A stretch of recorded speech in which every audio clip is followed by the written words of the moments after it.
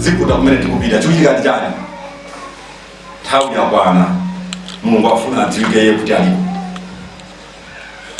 basi. Palibe amene asitezi, palibe amene apoze mavuto amene akubwera kusuka pansi kulire. Ndi amati kubwera kutentha kwambiri. Kutentha kwambiri kumene kukuse mavuto kwambiri amatenda ndizina. Tikhala mavuto kwambiri amphepo, amvula yoti yonongesesa kwambiri. Tikhala mavuto amoto ngati sayansi ikwanise akanakwanisa pakoni. Ngati ndalama zikwanise akanakwanisa pakoni. Chifate kuti kwa Amerika asaka navutika. Apo yakudase.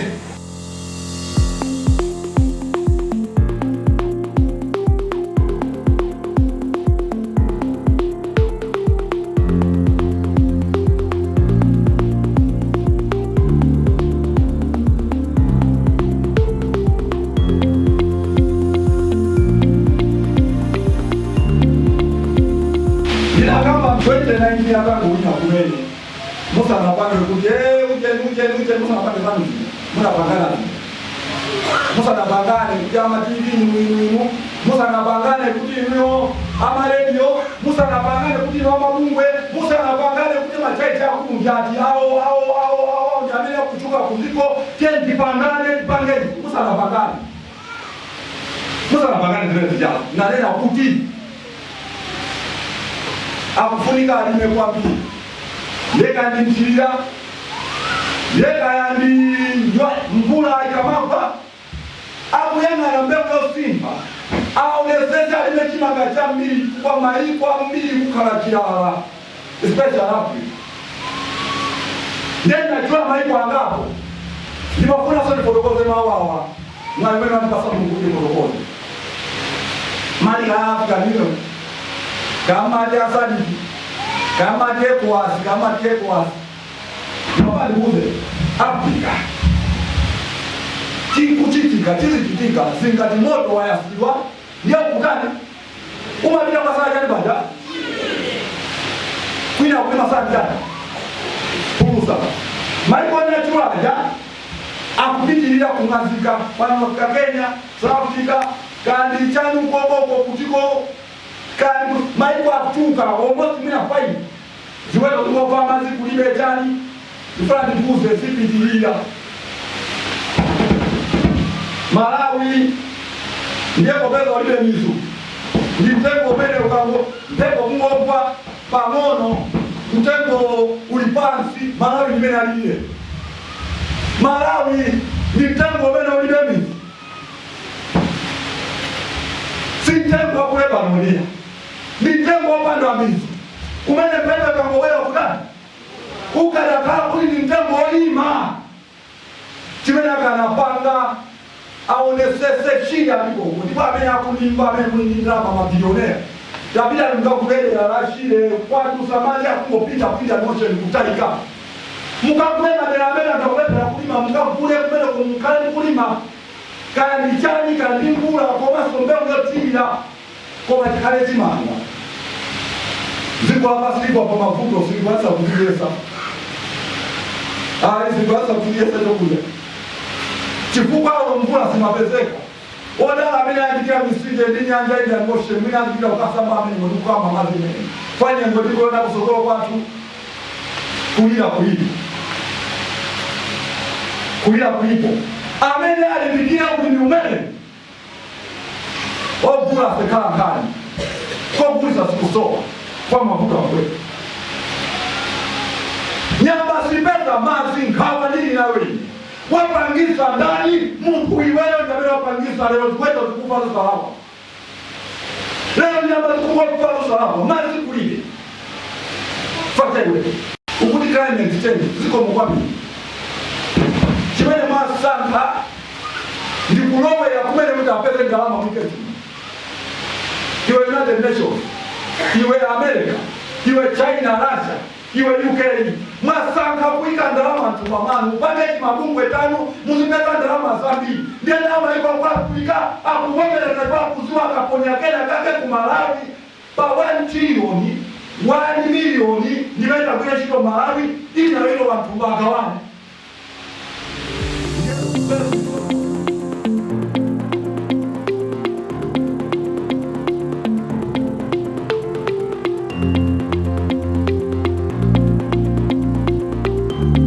Ndize tuzemenda basiriba lero. Wajamaa wane. Twende.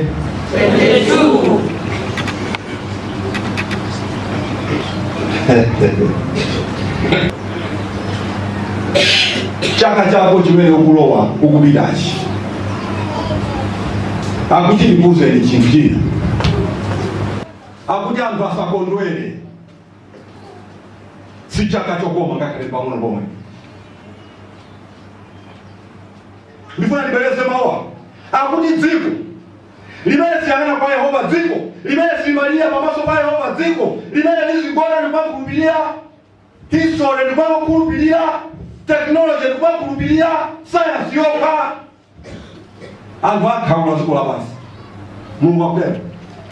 So akuti chikondwerero chimene muli nacho dziko lapansi chakupita 2022.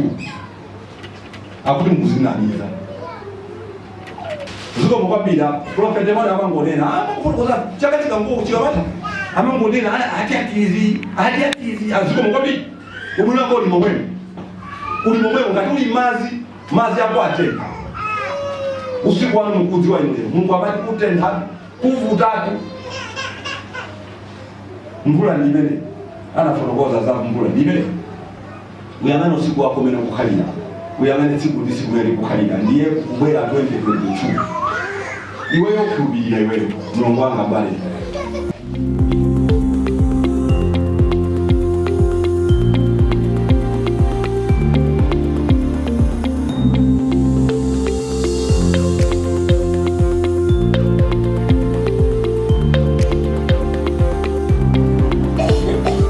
Nimaenda ndiye naona zuwa likuchita ngati kutwanima ndiye kuchita ngati kuti kuyaka moto pansi pakuchita ngati pakuchita ngati kunjenjemera ngati kanga kuti pali mthuzi ndiye mumfusa Mulungu ndiye amati ukudziwa chani nakuza chinthu china mbuyo kutentha kumene kubwere kulanda madzi pansi kuthawisa malo ambiri maiko ambiri madzi pansi kuyamwapo madzi chimene chasatire madzi sapezeka wanthu akhala pa mavuto pambali panja amene akuza muzikumbuka Mulungu ananena kuti chaka chino mvula sitani kumayambiriro isanagweso kugwa komwe zimene zitanthauze kubwera chani njala iliko njala ndipo ipita mpaka safotokoza chimene kulibe mvula inaye sana agwe koma yende amene amachita control mvula ndiye amanena kuti ndilanda mazi nditengamo mazi maiko ambiri chimene chibwere ndi chani chilala chakusowa mazi usaka mazi kaya kukumba pati posapezeka chimene chisatire chimene malipo ena kale ziweto zikungomva anthu akungomva so vuto lijalizinka kukhala kutentha kumene kubwerese mavuto ochuluka.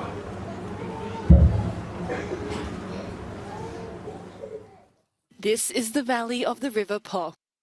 It normally produces around 40% of Italy's food, including wheat and rice, but it's barely seen any rainfall for around 4 months.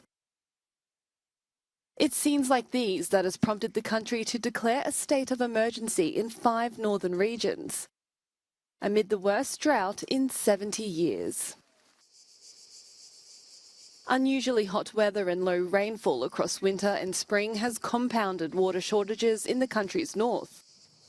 Several municipalities have already announced water rationing. The Council of Ministers has allocated €36.5 million to try and deal with the drought. Well, our correspondent Georgia Orlandi sent us this report from the banks of the River Po near the town of Barreto. Emilia-Romagna, where we are now, is one of the 5 regions where the Italian government declared a state of emergency late on Monday. The government allocated over 35 million euros to help these regions cope with the effects of the drought that has been affecting the country in the past few weeks. As you can see from here, it almost feels surreal to be able to walk on the riverbed that is now visible. This is actually where water once used to flow, and as you can see from here, that boat over there cannot move any further given that there is not enough water. Now, the amount of precipitation in the country's northern regions has decreased by half since the beginning of the year. These has had consequences, especially when it comes to the agricultural sector and the agricultural production. If you think that the Po River is Italy's largest river, which accounts for nearly 1/3 of the agricultural production, but also it has had consequences when it comes to drinking water. In fact, water restrictions have been imposed in at least 100 municipalities here in the Emilia-Romagna region alone. And now experts hope that rain will start again in autumn, and these clearly will help water levels return to normal. Giorgio Orlandi for Euronews in Boreto. Land once lush and productive is drying up. In the delta of Italy's once mighty River Po, drought has struck. 70% andato. 70% of the crop is gone, Frederica Vitali tells me.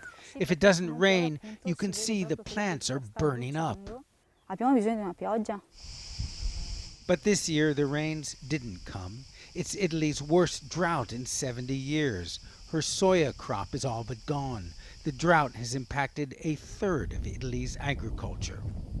It didn't rain much during the winter or the spring. Plus, Italy is going through an unprecedented heat wave. Those combined to create the perfect storm for Italian agriculture. 5 major food-producing Italian regions have declared a drought emergency. 3 generations of Antonio Bezzi's family have cultivated rice. Non abbiamo mai visto una situazione siccitosa di queste dimensioni. We've never seen a drought like this, he says. Delle siccità nel 2003. Climate change here isn't a myth, it's reality. In the last 10 years, Antonio says, the area planted with rice has gone down almost 50% as a result of drought. Close to the sea, there is water everywhere, but not a drop to drink. In normal times, this is where the salt water reached in this river, about 3 miles from the Adriatic. But now, because of the drought, because of the low level of fresh water in the River Po, the salt water reaches about 18 miles inland, and that is having a disastrous effect on crops.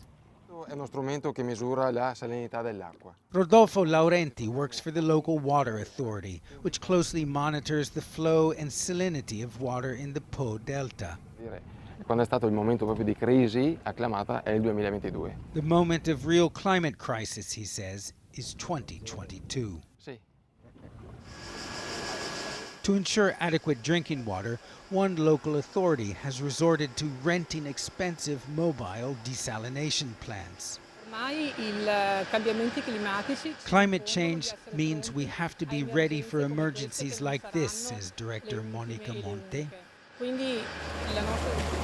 Elsewhere, the little fresh river water still available is used to save at least a portion of the rice crop. This type of drought. But climate scientist Ramona Magno warns it's too little and it's too late.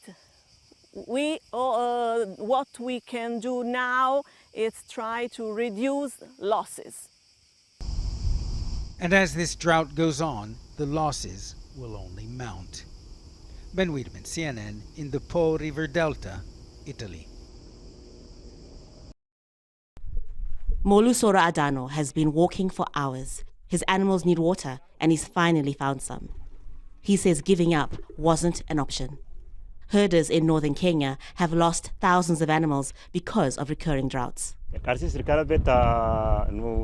I'm now always out here with the camels. Help doesn't reach us, but I know in the villages at least, the government is giving people some water. Parts of Kenya, Ethiopia and Somalia are suffering their driest conditions in more than 40 years. Harvests are ruined, animals are dying, more and more families are going hungry. I used to have 250 camels. The drought has killed most of them. I only have 3 left. It's heartbreaking. A fourth failed rainy season in the region is now a growing probability. So if situations doesn't improve, we are going to see mass death of livestock. And when we talk about mass death of livestock, what that means is people's livelihoods are completely destroyed. Assistance from aid agencies and Kenya's government is coming, but it's not enough. Despite all these interventions, like social protection programs, buying of relief food by the government, issues to do with giving cash to vulnerable households, we still have a huge population in dire need of food aid who wish, if nothing is going to be done about it, will end up dying out of starvation. The only way to survive for many is to keep moving. People here have been walking for days looking for food and water for their animals. First they were told there were supplies in that direction about 100 kilometers away, but when they got there they found nothing. Now they're heading towards the mountains, another 100 kilometers away, where some other farmers are gathering. It's a long journey, and when they eventually get there, there is no guarantee they will find what they're looking for. Haru Matasa, Al Jazeera, Northern Kenya.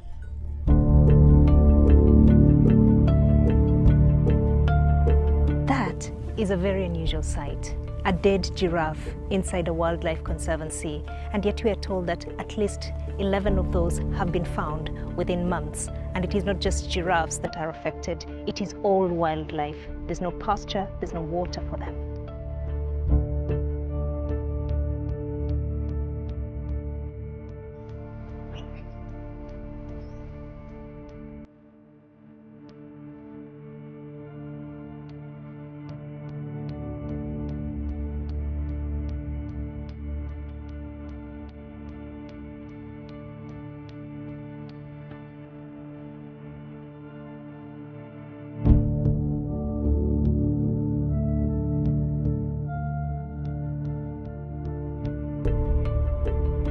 This is the way of life here, pastoralism.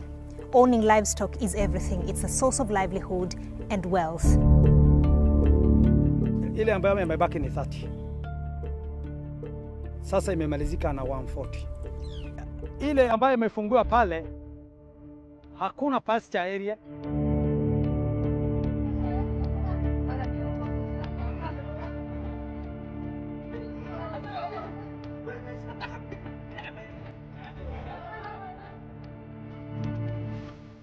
De xoolahan ilaahay baa sheegaysay isagoon baan haddana laaynahay waxa ilaahay u maadayna wax aadmi wax ka qaban kara ma laha nafku nool baan ahayn hadda xoolaha hadday dhintaan dadkii wuxuu ku sugan yahay maxay leeyahay qatar buu ku sugan yahay kulli irsaaqada ilaahay baa bixiya laakiin qatar baa lagu sugan yahay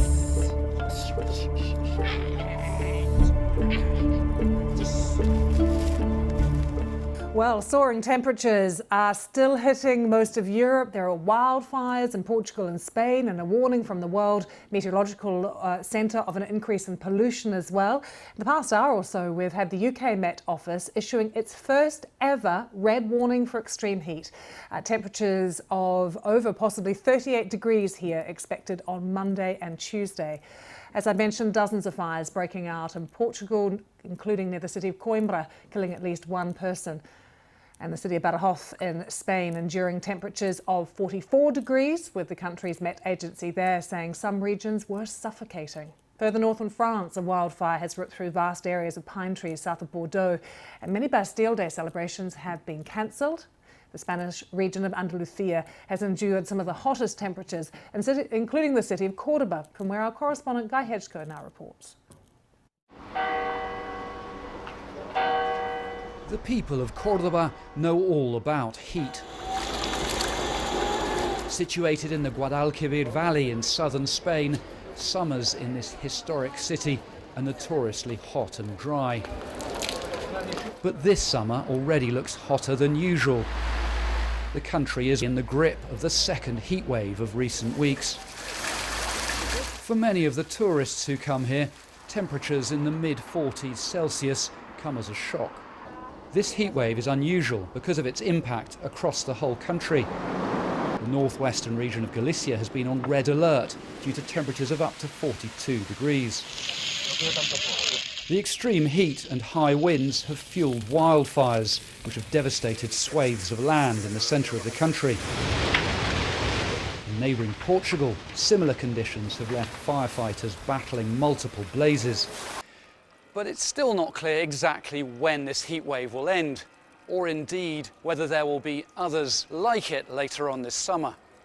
Guy Hedgecoe, BBC News, Cordoba. In Spain, firefighters continue to battle wildfires which have led to the evacuation of thousands of residents. In one instance, a train service running between Valencia and Zaragoza narrowly avoided being engulfed by fire. Sylvia Lennon-Spence reports. Flames rip through the land as firefighters shout, "Run, run," scrambling for their lives. The might of Mother Nature here in Spain, combined with the impact of climate change, presenting a terrifying threat to communities facing the flames.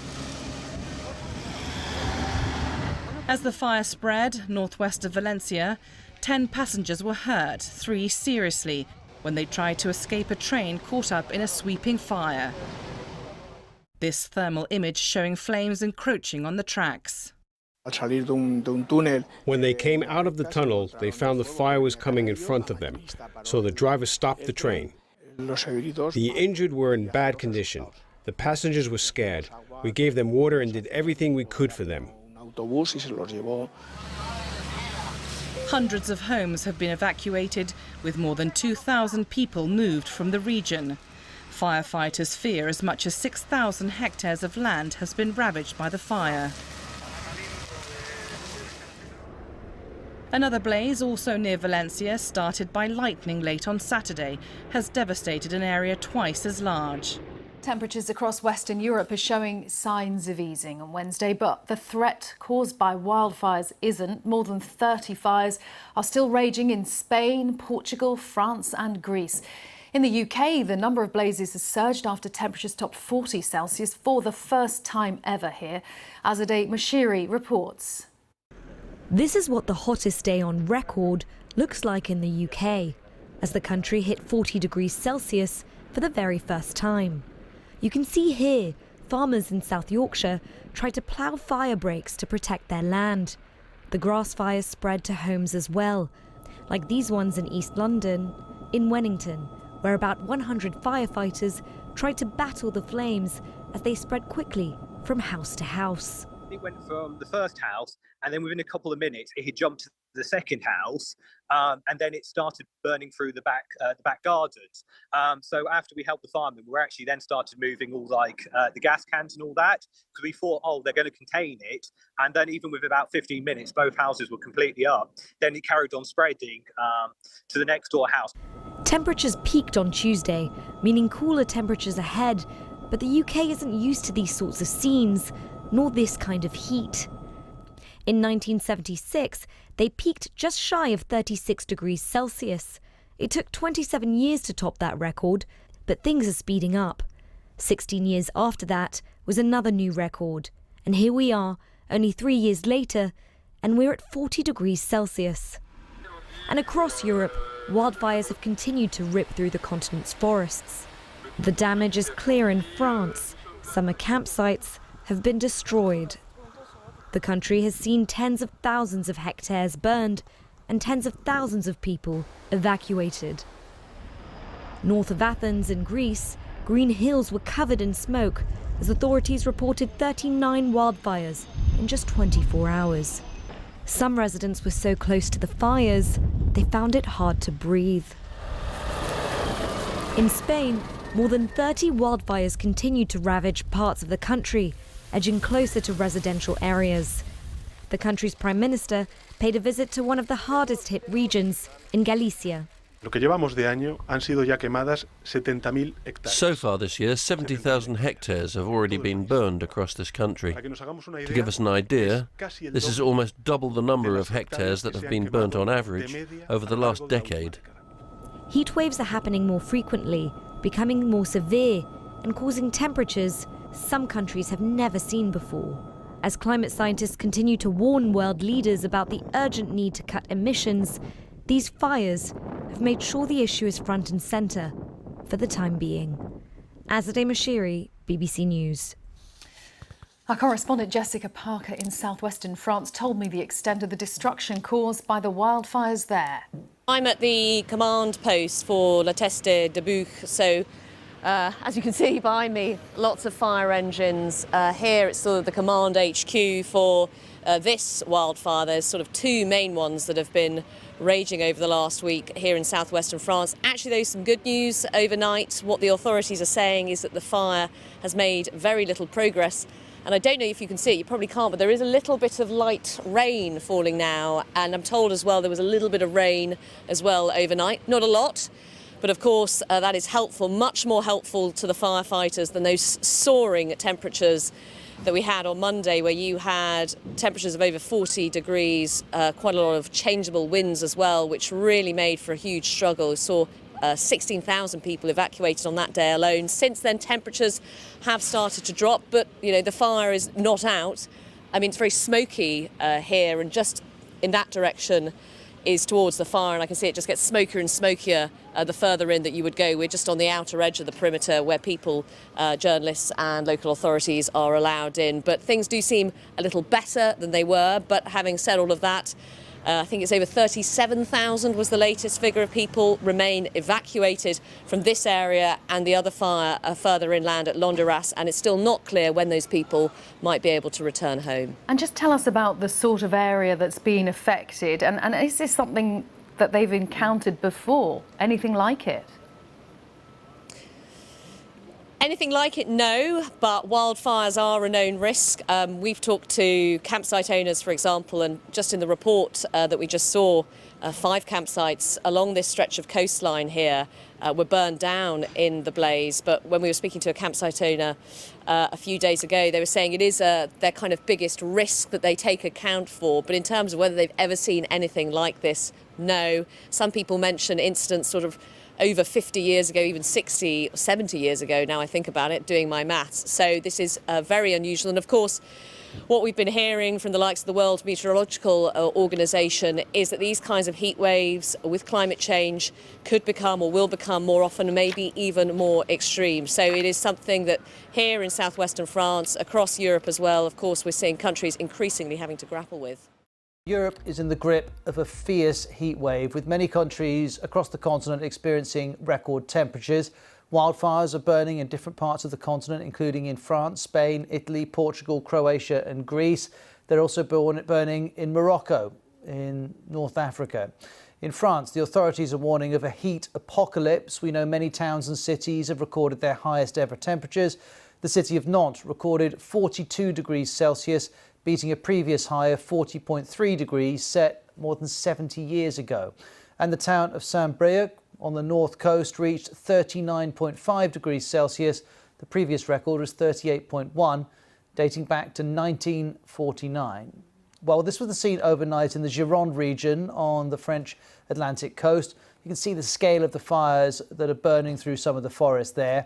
Then this is drone footage from earlier, again, showing us the scale of what's happening. And this is the satellite image that shows the region. You can see smoke is clearly visible from space. We know thousands of firefighters are now battling these fires, and more than 14,000 hectares of forest have already been damaged. As well as that, over 20,000 people have been evacuated, and that figure is expected to rise. Let's hear from one of them. It was very smoky this morning. It's very bad for the lungs. I knew there were problems coming, so I prepared a grab bag. Even the medications for my dogs were ready to go. Well, this is the National Director of Fire and Rescue Services in France. We need a lot of water to extinguish pines that, for example, in the area of Bordeaux are more than 30 meters high. So it's very difficult, even just for one tree, and you cannot put one fire truck for one tree. It's impossible. Well, next let's hear from our Europe correspondent, Jessica Parker, who's in southwest France. There has been obviously temperatures soaring today, peaking over 40 degrees here while these wildfires continue. That, by the way, is a local evacuation centre. And we were here a couple of days ago when the air was clear. But today you can smell, you can taste the smoke as those wildfires continue to rage. The winds around here have been described as unstable and the fire spreading. We've just heard in the last hour that a further 5,000 people are set to be evacuated from the local area. Some of them will be coming straight here. And what the authorities are saying, it's because of the smoke, not because those villages or towns are at threat of the fire itself, but it's the smoke and the health risks around that. Further inland, another blaze in the area of Landaras. There are further evacuations there as well. Let's switch from the southwest of Spain to the northwest, where officials in the Zamora province say 20 wildfires are burning out of control and threatening houses and threatening people's livelihoods. And this is footage posted on social media from inside a train in the Zamora province. You can see wildfires burning on both sides of the train. So let's speak to Alison Roberts, who's live with us from Lisbon. Alison, first of all, bring us right up to date on those fires and their scale, please.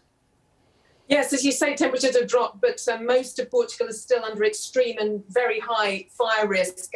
6 fires currently are of most concern. And we're just getting reports, I'm sorry to say, of 2 people who have died while trying to flee the flames. That was in Vila Real district in the north of Portugal. According to local reports, it was an elderly couple who were scared because of the flames and started to try to flee, and they went off the roads. So that's all the details we have not confirmed as yet, but that's what we're hearing from local reports, speaking to local police there. And other fires are burning in other places, some of them quite close to major towns. Guarda, which is one of the big towns in the interior, in the north there, that's residential areas and industrial areas are being surrounded by flames, according to local reports. And Alison, how do these fires compare with what Portugal might experience in a normal or average summer? Well, so far this year, 43,000 hectares have burned, and of that, something like 28,000 has been just in the last week and a half. So already this year, we've seen more burn than any year since 2017. You may remember 2017 was the year that we had those terrible fires in June when 66 people died. And of course, that's a memory that people still carry with them, a trauma, and people are constantly referring back to that situation and seeing whether communication has improved, coordination has improved. It certainly has seemed to, and there seems to be more successful prevention than in the past, but we'll have to see whether firefighters can continue to keep most of these blazes under control. You were mentioning there's been some respite in the temperatures over the weekend, but what's the forecast going into this week? Will the respite continue as those fires are being battled? Yes, they're going to stay below 40 degrees, it seems, but they may go up a little towards Thursday and Friday. And in terms of the fire risk, more of the country will be at extreme fire risk at that time in the week. So things are going to worsen a little as the week wears on, I'm afraid. Alison, thank you very much indeed. We switch from Portugal to North Africa because Morocco has also been seeing temperatures exceeding 40 degrees Celsius. This comes as the country is facing the worst drought recorded in the last 30 years. Many of the wildfires have largely been contained, but there are still some that are not under control. Here's Usama Amari, a journalist at Morocco World News. More than 6,000 hectares of forest land have been damaged by the fires. But while there are still fires being fought in the northern region of Morocco, they do say that a few of them have been contained. The largest one, which has damaged over 5,000 hectares, is still being fought, although it is contained to a large degree, up to 70% according to the official numbers. But these fires have been proven very difficult to combat. The terrain where they are happening is very difficult to traverse, and for firefighting planes, there isn't any nearby large enough water sources to use to bring water to the fires to fight them. It's famed for being one of China's furnace cities, with the longest summers and hottest temperatures. But in the last couple of months, the heat in the southwestern city of Chongqing has been oppressive even by its own standards. Mercury levels have frequently topped 40 degrees Celsius and hit an all-time record high of 45 degrees earlier this week. Yeah, it's hot as hell. I'm melting. Many tourists come to Chongqing to marvel at its sights. The Jialing River might be what's most eye-catching now. It's a major tributary that meets the Yangtze further south, and it's dried up so much people can walk halfway across it. I'm definitely worried. It could affect residents and those that need to use the water. Forecasters have warned the dry spell could last well into September. Authorities have begun discharging water from the Three Gorges Dam to replenish the Yangtze and its offshoots, but normal flows could still be months away. But elsewhere, it's hard to escape the effects of this heat wave and the drought that's come with it. A short drive south of the city is Longjing village. With insufficient irrigation, crops here are dying. Well, this here shows pretty clearly why crops are struggling. The water for this field behind us has receded about 20 meters away from the crops, and what's been left behind is just this bone-dry layer of mud. Reports say more than 350,000 people in rural Chongqing are suffering because of a shortage of water supplies.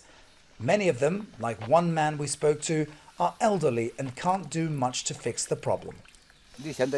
For irrigation systems, you have to buy pipes and machines. You have to spend the money, and it's not worth it because the stuff is already dried and died. What's the point of watering if it's already dead? And with many scientists saying hotter days as a result of global warming are here to stay, days here for the people of Longjing could be numbered. Patrick Falk, Al Jazeera, Chongqing, China.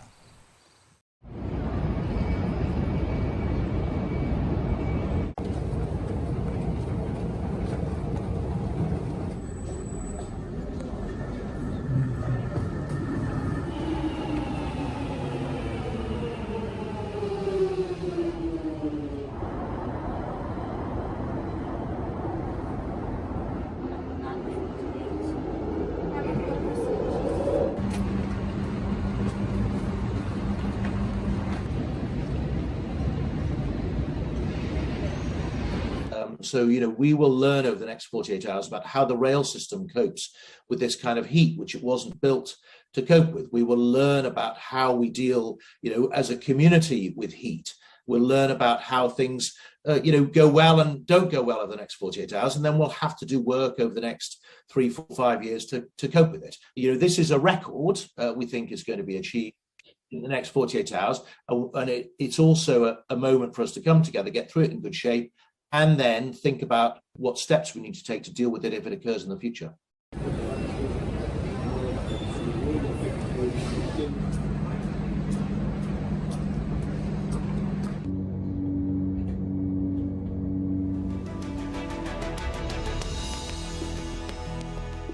Hello and welcome to the program. I'm Mohammed Jamjoom. Many countries are in the grips of intense summer heat waves that are causing some of the world's crucial rivers to dry up. In parts of Europe, waterways have dropped to near record levels, halting marine traffic and disrupting factories and industries. Now, Germany is facing a crisis as the Rhine River, its most important shipping route, becomes difficult for ships to navigate. That's not only affecting freight supplies and costs, but the energy sector too.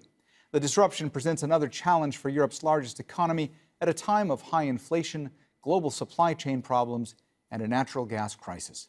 Economists are now warning this will have an effect on the region's economic growth. We'll bring in our guests in a moment. First, Al Jazeera's Dominic Kane has more from Cologne. It could almost be a picture postcard of the Rhine. Goods barges chug up and down the river while children explore the pebbles on the bank.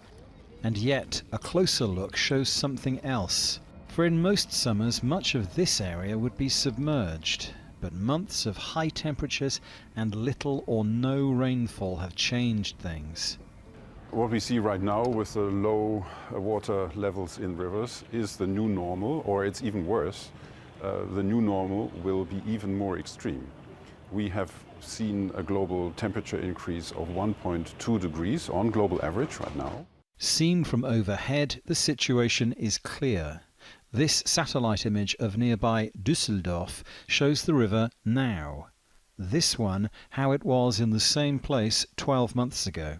If the science of what's happening is clear, the practical application of it is causing problems for many different companies, the shipping ones in particular, because they look at the Rhine as it is now and have real concerns about how deep it is and how easily they can navigate it. And crucially, how much each of their vessels can carry. Ships bringing salt here from Heilbronn usually carry almost 2,200 tons. Now they're arriving with 600 tons, and that shows. The less water, the less cargo on the ships.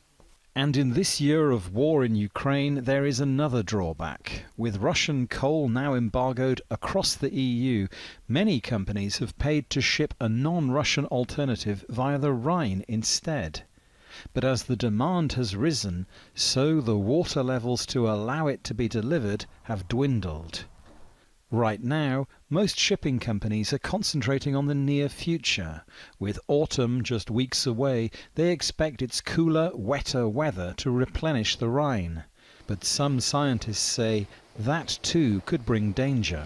If it starts to rain on such dry soils, the water cannot infiltrate into the soil, and we directly get surface runoff, and the water runs out of the system of our catchment and produces such flash floods as we know from California, for example. The Rhine has run drier in summer before, but not often. It will have to rain a lot to return the river to its more normal state. Dominic Kane, Al Jazeera, Cologne. All right, let's take a closer look at the River Rhine. It's one of the most important European rivers, flowing through 6 countries, including Switzerland, Germany, and France. About 300 million tons of goods and products move through it each year.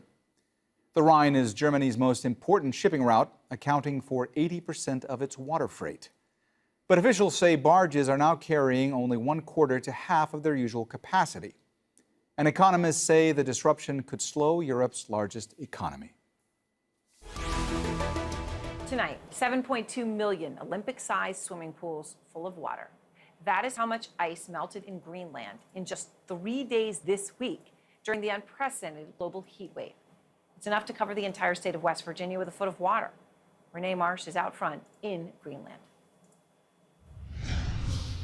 Off the coast of northwest Greenland, the water is perfectly still, but puddling on icebergs indicate a transformation is underway. That's the sound of rapid melting, triggered by a few days of unusually warm temperatures. During CNN's first 3 days in northern Greenland, the temperature topped out nearly 10 degrees higher than normal. It's days like today, warm enough to wear short sleeves, near 60 degrees in Greenland. It's a high melt day when it's this unusually warm, and it's also deeply concerning for scientists. It definitely worries me. We are at 67 latitude here on top of the world in North Pole. And we could just yesterday, especially not today, but yesterday we could wander around in our t-shirts. That was not really expected. It's basically at the melting point today. As you can see, now I can make snowballs.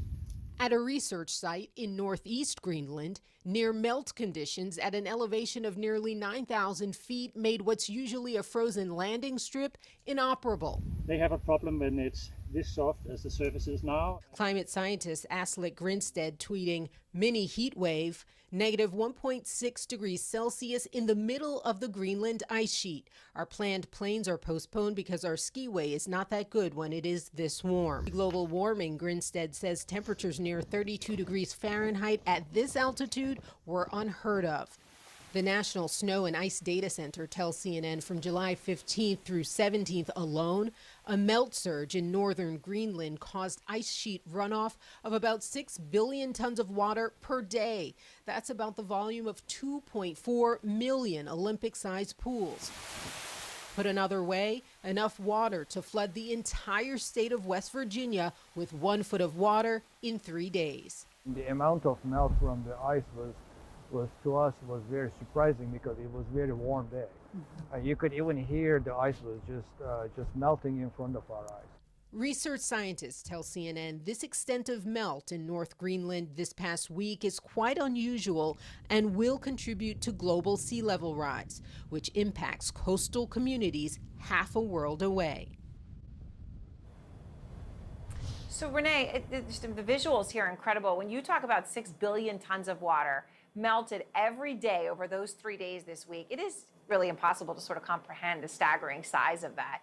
Well, a drought has been declared in many parts of England in the last few hours, following the driest July in the country since 1935. It means that water companies can announce stricter measures to conserve supplies. A 4-day extreme heat amber warning from the Met Office is currently in place for parts of Wales as well, meaning that there are possible impacts on health, transport and infrastructure.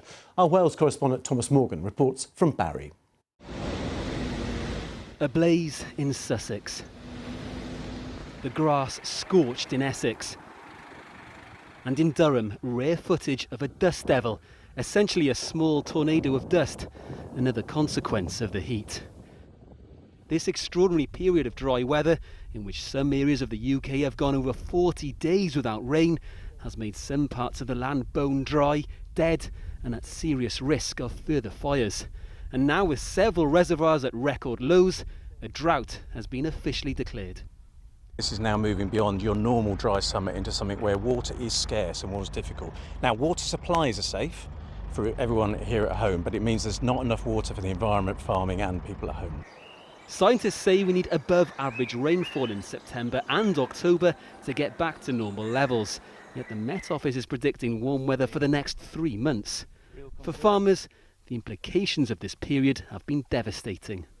The crops that we can't irrigate are the ones that we're most concerned about. So because we've utilised all of our water this season, we've got no ability to irrigate crops of sugar beet and forage maize. So we're estimating at this present point in time that we'll see a yield reduction of about 50%. For some of us across England and Wales, hosepipe bans have already been announced as a way of restricting a less economical use of water. Southern Water introduced a restriction a week ago, while South East Waters starts today. Welsh Water's ban will come into force on the 19th, with Yorkshire Water and Thames Waters within. You are God from beginning.